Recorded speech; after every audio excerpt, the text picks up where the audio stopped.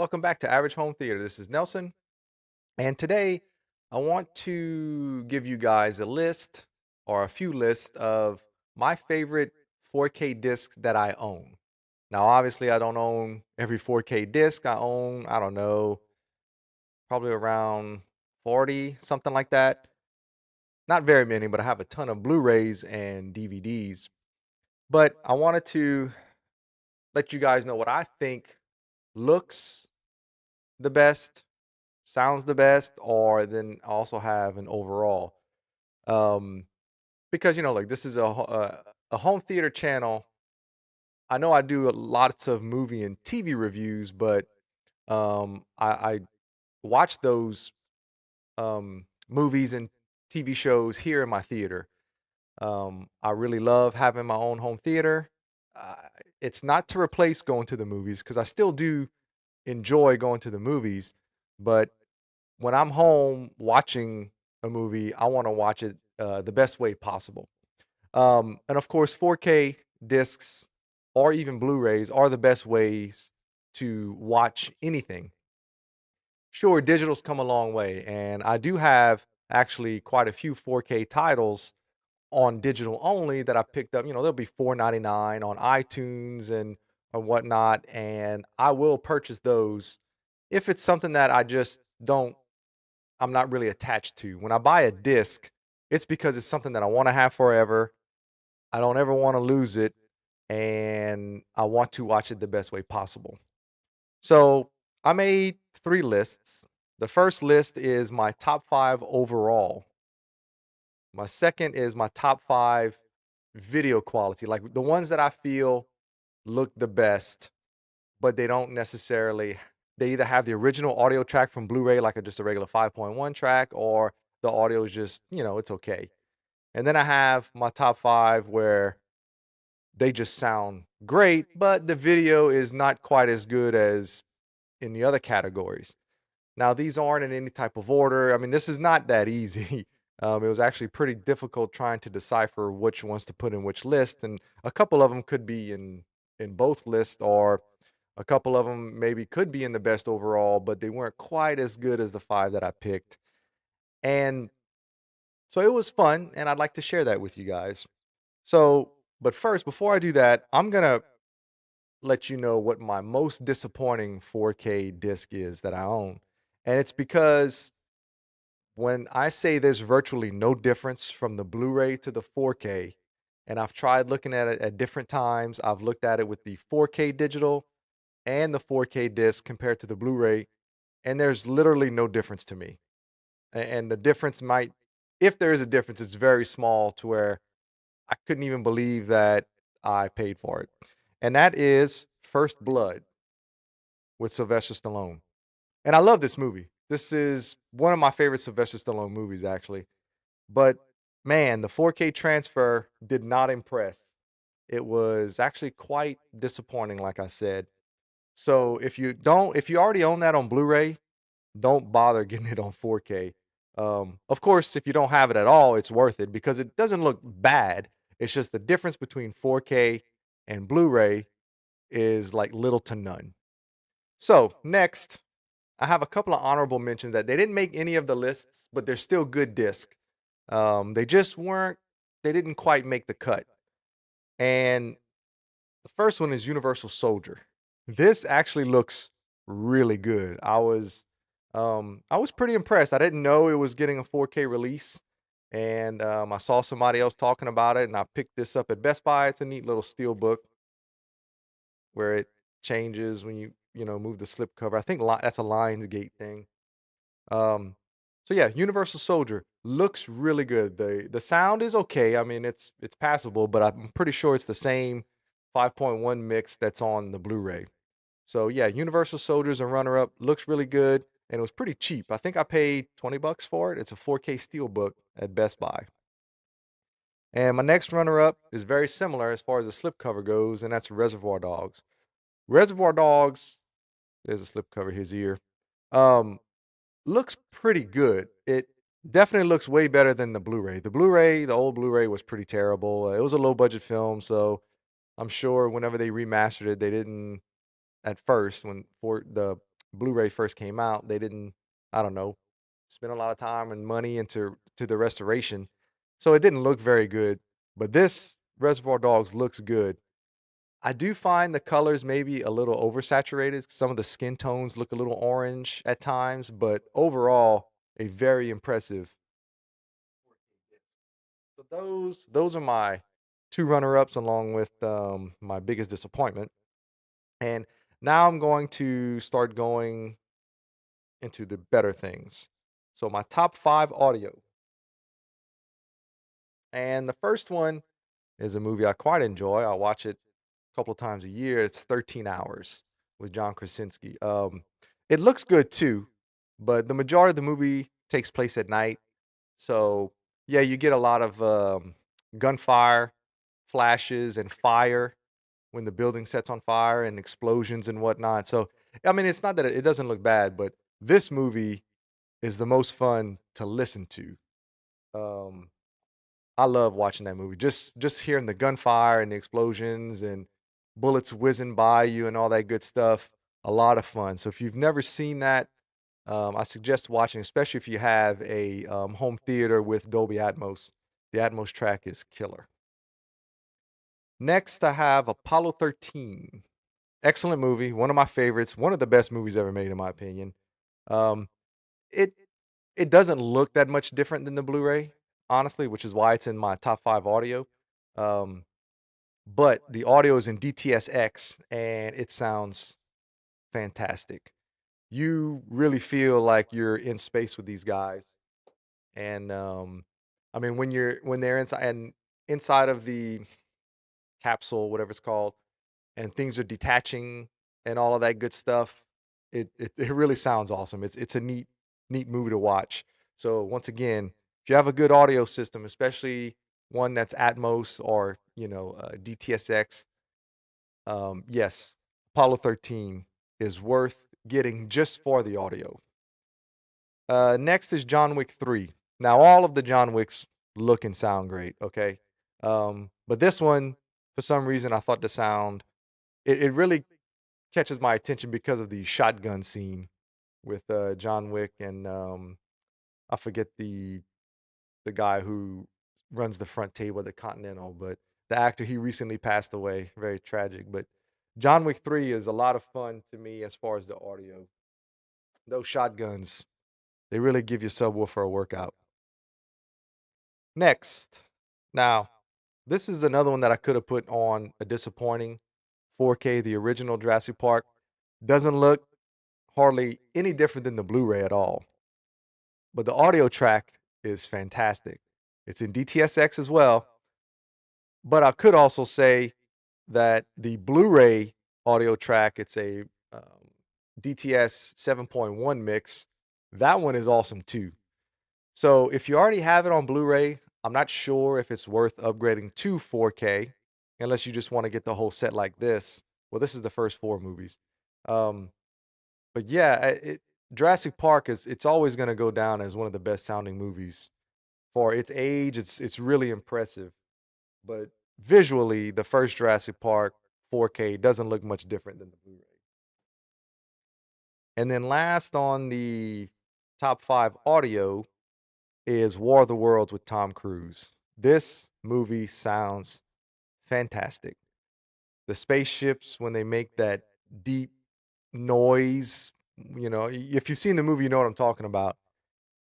Gives you subwoofers a workout and just sounds great. So this is a very fun movie to watch, mainly because of the audio. It looks okay. It's grainy, and that's how the movie's supposed to look. It's not supposed to be crisp and clean.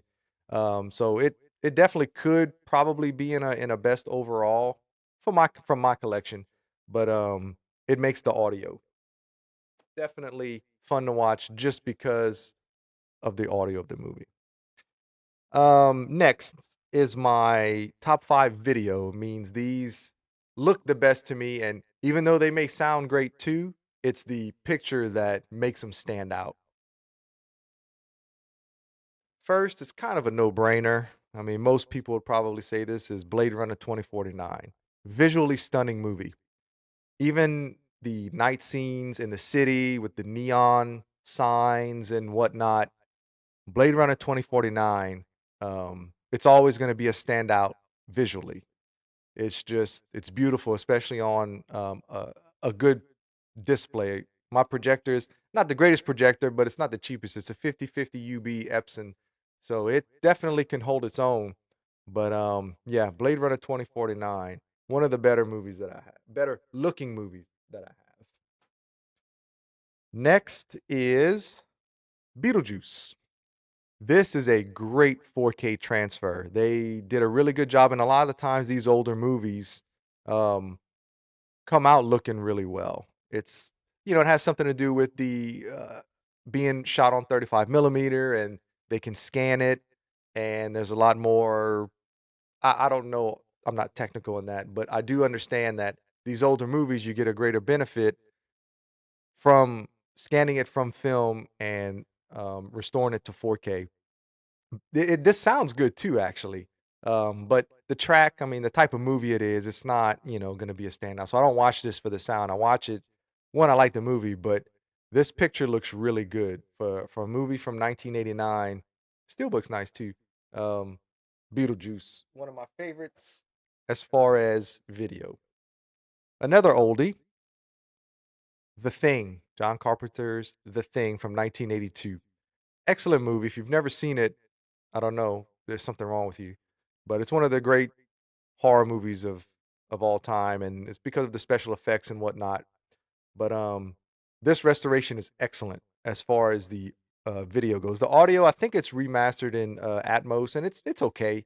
But this movie is not a standout because of its sound. It's the visuals, all the special effects and the makeup and all that stuff. For the time, groundbreaking stuff, and it still holds up today. I mean, some parts are a little hokey, but excellent movie if you've never seen it. Very suspenseful, and the 4K is a beautiful transfer. Next is a new one, Top Gun Maverick. Visually stunning. Everything looks great. Um, the audio is pretty good, but it's not by any means the best Atmos track that I have. Um, but yeah, the everything about it. The daylight scenes, of course, most of it's shot during the day. The snow scenes, when they're in the mountains flying, right?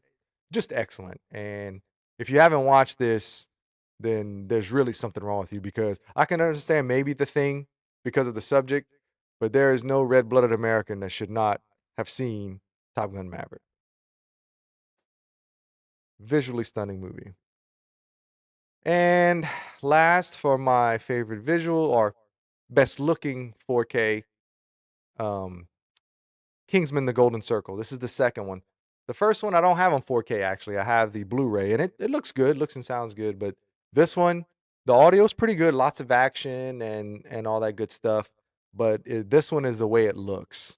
Um, it is gorgeous actually. There's lots of colors, even scenes in the mountains and the snow, and because they kind of go all over the place. But yeah, the Kingsman movies, both of them are great. They both look really good, but this one is a standout because I have it in 4K. I've never seen the other one in 4K, so I don't have an opinion on that one, but the second Kingsman looks very good. Now we're gonna get to my favorite overall 4Ks. Okay, this means to me, in my collection, they look and sound the best. Um, and again, some of these older movies, it's not so much that they may look better than the new movies that are clean, like Top Gun Maverick. It's just because these movies are 30 and 40 years old and they look like they were shot yesterday. So that's why I have these in such high regard for their video quality. All right. So, Edge of Tomorrow or Live Die Repeat. This disc is phenomenal. And I'm more than sure other people who have channels, um, reviewing 4K discs and whatnot have this top whatever, it may even be their favorite. But this disc is fantastic. It looks grainy, but it's kind of like War of the Worlds. That was the intent. Um, but it's a beautiful picture for what it's supposed to look like, and the sound is amazing. You better turn your subwoofer down or you may blow it.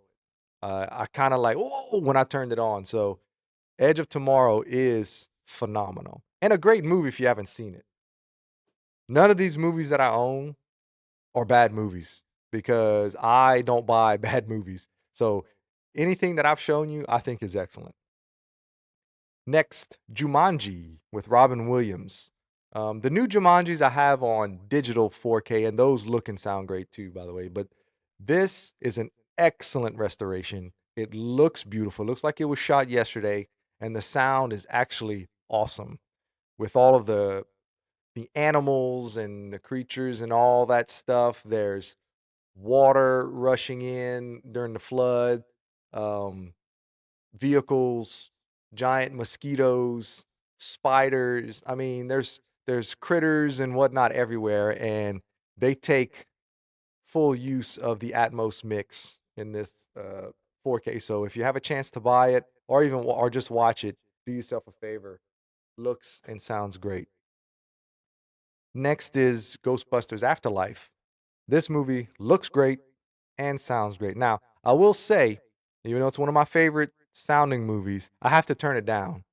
It's mixed really loud, and I even noticed it in the theater when producer Nick and I went watching, and then I watched it again with my wife and my daughter. They had to like plug their ears when the action would start because the theater was so loud, and I thought it was where we watched it. I was like, man, they have it turned up way too loud. Well, then I get the 4K disc, and it's the same thing. Most movies I have to turn up when I put the disc in. Um, this movie I can usually keep it right around 50 dB, 55, and it's plenty loud enough for me. So, but great Atmos mix. Things come, sound everywhere. The score is great.